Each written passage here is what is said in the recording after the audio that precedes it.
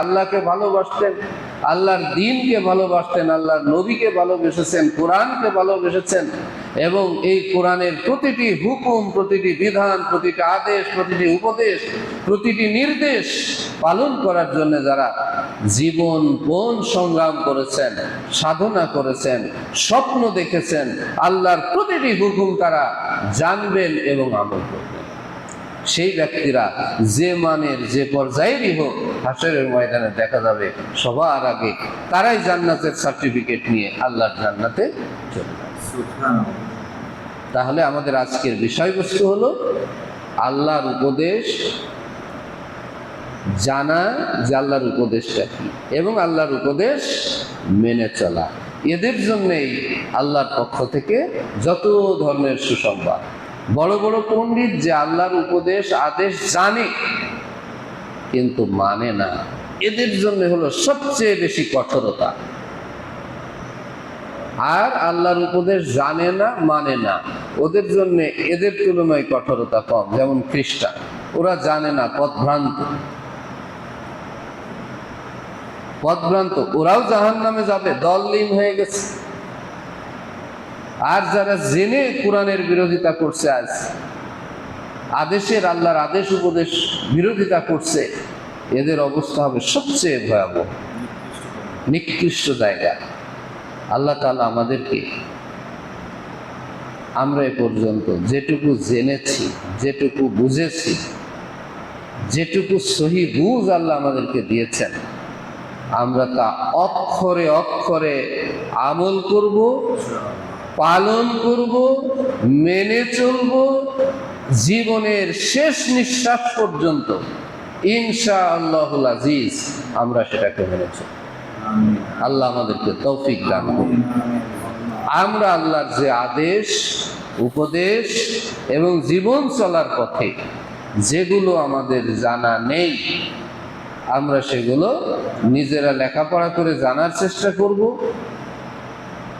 আলেম উলামাদের কাছ থেকে জেনে নেওয়ার চেষ্টা করব, প্রশ্ন থাকলে প্রশ্ন করে আমি বিষয়টা পরিষ্কার বুঝে নিয়ে আমি আমার নেক আমল বাড়াতে থাকব। আল্লাহ আমাদেরকে তৌফিক দান। জি,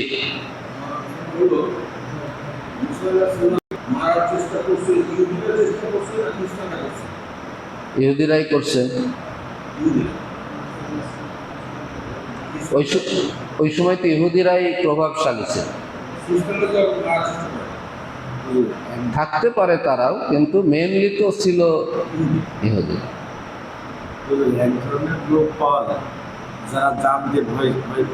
জানতে ভয় পায়,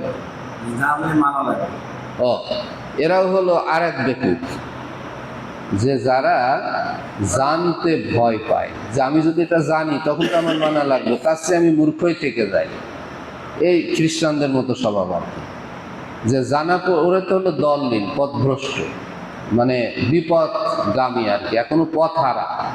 তার মানে সে সঠিক পথটা জানতেও চায় না, তার ওরা তো পথ হারা।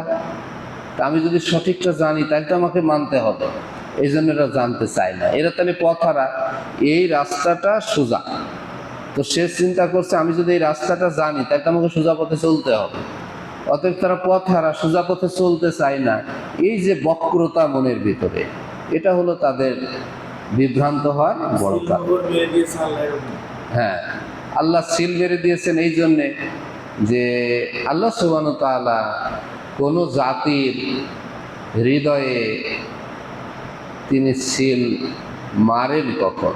যখন আল্লাহর দেয়া চোখ, আল্লাহর দেয়া বুদ্ধি, বিবেক, বিবেচনা, জ্ঞান, প্রতিভা, অভিজ্ঞতা, এইগুলোকে আল্লাহ দিয়েছেন তো আল্লাহকে চেনার জন্য।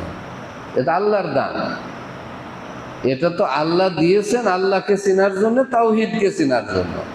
মানুষ যখন আল্লাহর দেওয়া এই নিয়ামতগুলো ব্যবহার করে আল্লাহকে চিনতে না চায়, তাহলে তো আল্লাহ যে উদ্দেশ্যে সৃষ্টি করেছেন তার বিপরীত চলে গেল না?